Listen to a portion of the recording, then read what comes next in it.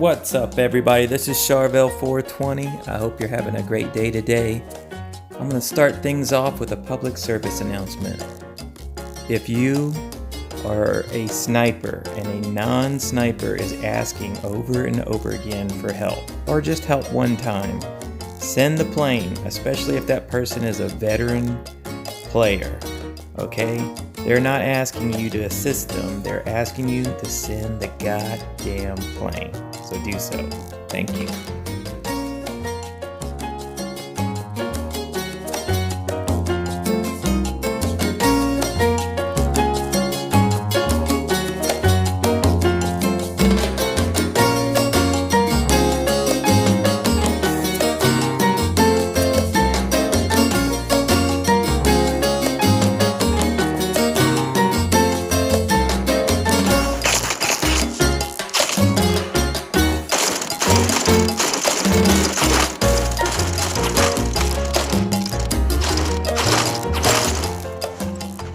I would like to say thank you to Nutball, Kobe OG, and AS Soul for all the Fire Team games for today. I really appreciate playing with each of you. I learned quite a bit from everyone's different styles and different input, and I appreciate the feedback and support. Thanks, guys.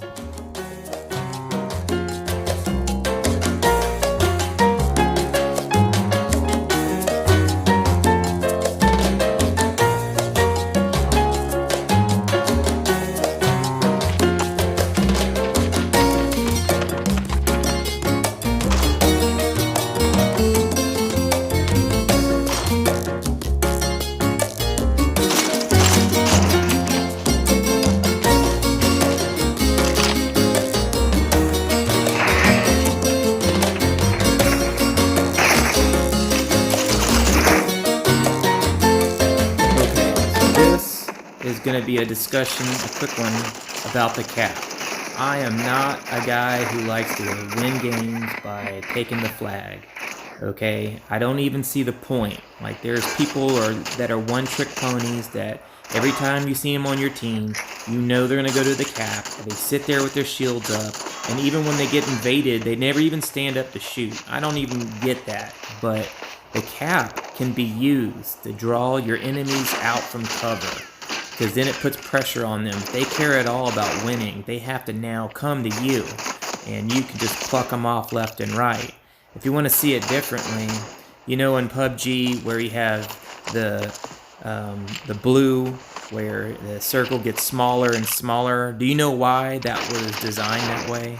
It was because originally in beta, there was nothing but campers. There was just too many places to snake in the grass and take cover. So then they had that shrinking circle that forced people to get up and move in over time. And you should see the cap in the same way. If you don't, why would you just stay in this long-range battle undercover when you can force them to come to you?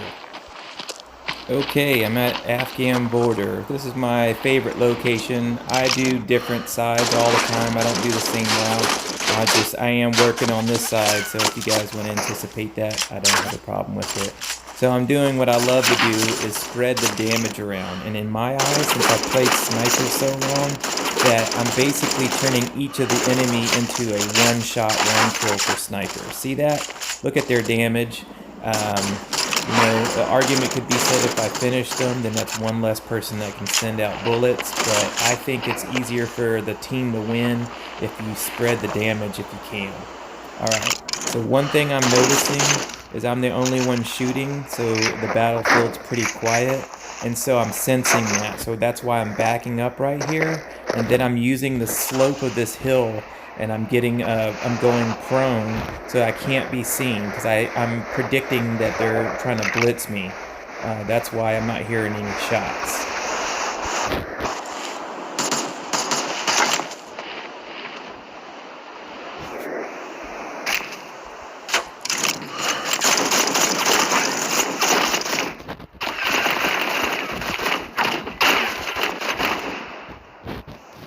So that's a case where my instincts just paid off. You're about to see where my instincts did not even click in because I wasn't aware that they were are close to 100% on the cap. And so you'll see me do this very boneheaded move right here, thinking that they're going to rush me. I wasn't paying attention. And I think I was just jazzed up by that previous interaction because I thought that was awesome. I just wasn't paying attention.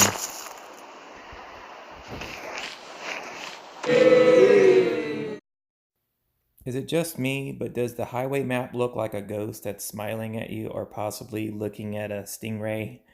Is there a map designer with the nickname Stingray or Ghost?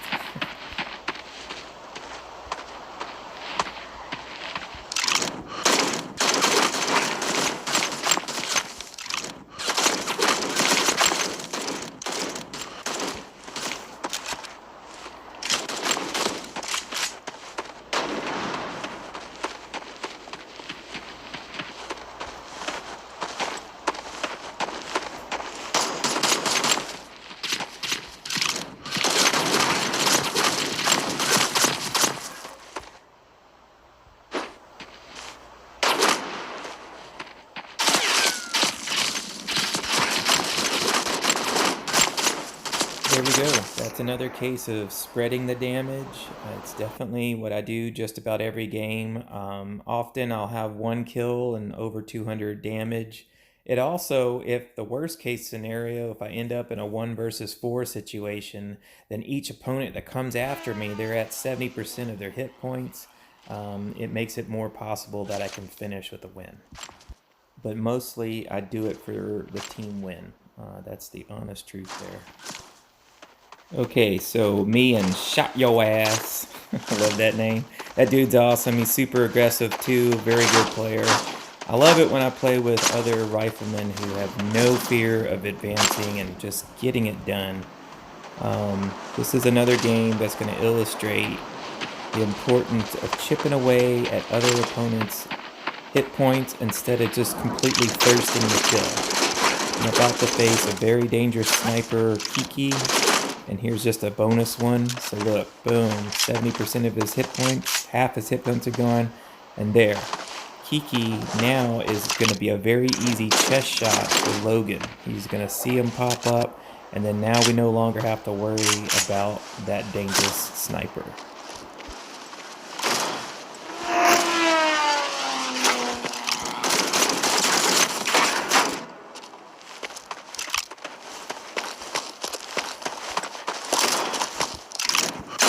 Further example of just making it easy on your teammates. Somebody got Kabil. That dude's super dangerous as well. I've died to him many times.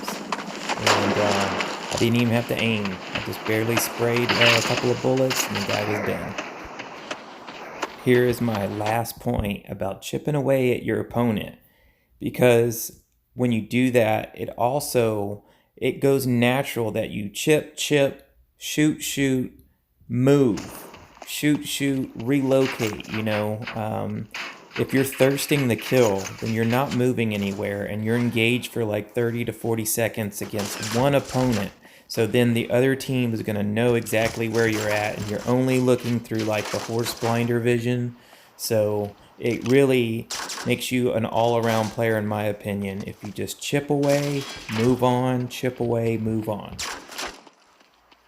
If you become a player that does relocate and covers a lot of ground on the map, one, you're relocating, you can start coordinating your shots. Like right here, we've got two angles, me and the other rifleman, we're sandwiching this guy, and that's because I moved forward. I'm in the middle of the map. I could have been way back or whatever, But also moving around allows you to spot enemies for your team as well. So it's threefold. You confuse the enemy, you get better angles, you work with your team with those angles, and you spot enemies for the rest of the team. Here's another example of me chipping away. I'm not going to say more about it, but this is what this is, and I'm suppressing. And I just want to illustrate how effective it is for even a Tahk who has less accuracy. When you get up on this hill and you're prone, and you're able to keep yourself from getting hit, that's the key right there. but keep your head on a swivel, you can control the map basically, and you're going to help your snipers out. So don't focus necessarily on getting the kill or even the damage sometimes. If you get the suppression shot, you're making that person light up just like that. Then everyone can see them on the mini map. So Riflemen can kind of turn into scouts if you think about it like that. But anyways, that really, this game, I just was highlighting how effective a Rifleman can be on that hill there. I'm about to put a clinic on accurate shooting. Look at this. That's just awful.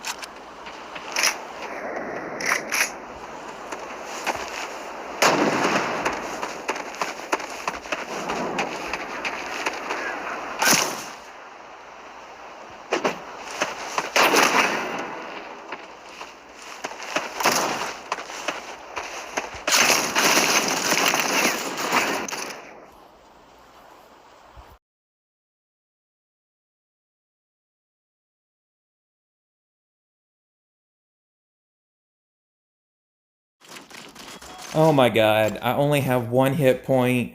This is not good. I think the best thing to do is to stay calm and keep cover and be as passive as possible, because what matters the most is that I survive this game and my stats live on. So that's exactly what I'm not going to do.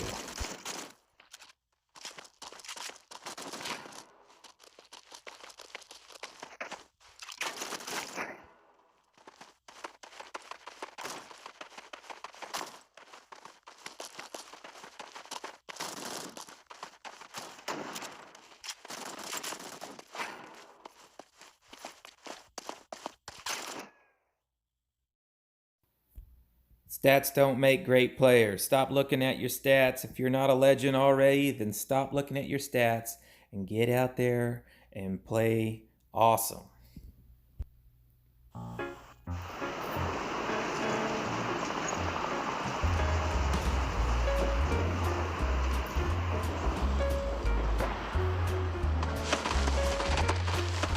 I love Coastline. It's a slower paced match often, although that's not always the case. I do love the aggressive ones too.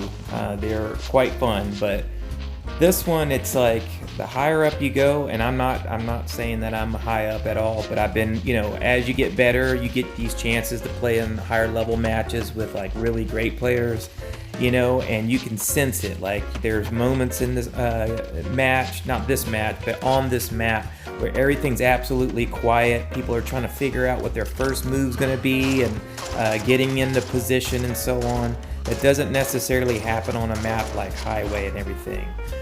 So you could really look like an idiot on this map, and that's why I like it. As you move up in the ranks, you start getting in these teams where the other teammates are way better than you, and you go in there acting like Rambo, and you die in the first 10 seconds not knowing what you're doing.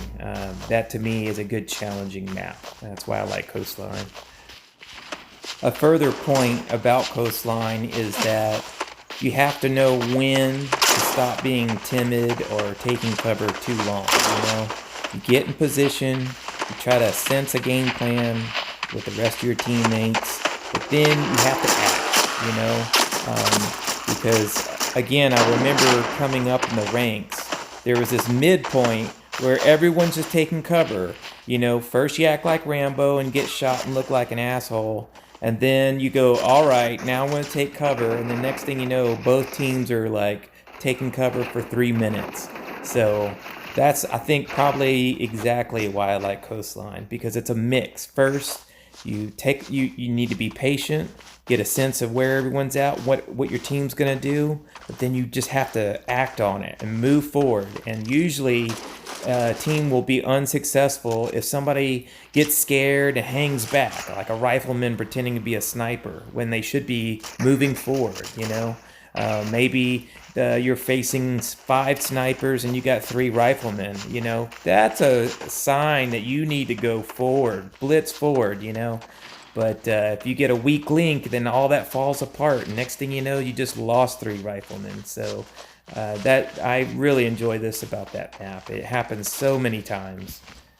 That's gonna do it for today. I hope y'all enjoyed it. I've been playing about a total of, let's say, 6,500 games. I've played about 3 months game time, and almost all of it I started out as a rifleman. I really enjoyed playing ace. I felt like that was a natural fit, and then I was really bad at playing sniper, so I played nothing but eagle until I got really good at it. But now I'm going to start playing Tahk, Crisis, and Zen. So bear with me. Maybe the play is not going to be at a same level, but that's the only way I'm going to get better.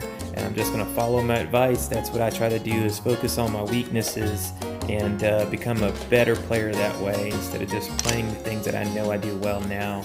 So I don't know. We'll see how this plays out. You guys have a good one. I'll see you next time.